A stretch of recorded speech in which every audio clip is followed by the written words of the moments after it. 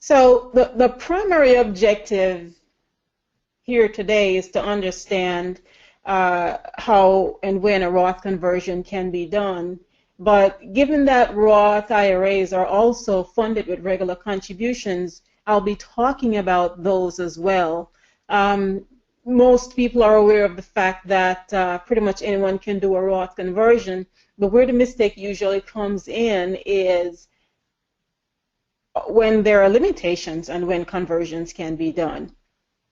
And also whether or not all assets from non-Roth retirement accounts are in fact eligible to be converted to a Roth IRA.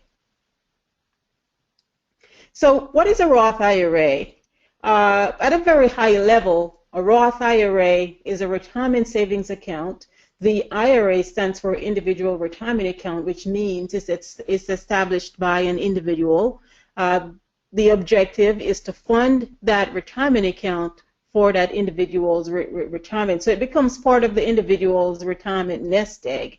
Roth IRAs are a little bit different from traditional IRAs. The primary difference is every contribution that is made to a Roth IRA is made with money that has already been taxed. So unlike a traditional IRA where contributions can be made with pre-tax assets and are taxed when withdrawn, contributions to Roth IRAs are never taxed when withdrawn because income taxes were already paid before the point of contribution. Earnings in a Roth IRA do grow on a tax-deferred basis.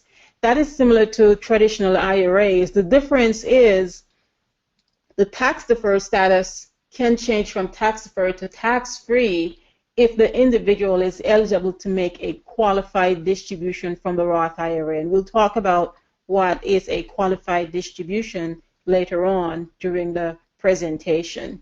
There's no required minimum distributions for Roth IRA owners. And I'm emphasizing owners here because this is one of the areas that I find confuse a lot of people. I hear even some people who say they're experts say there's no required minimum distributions for Roth IRAs, but we have to be careful because there are two categories of individuals that required minimum distributions apply to. They apply to the retirement account owner, and they also apply to the retirement account beneficiary.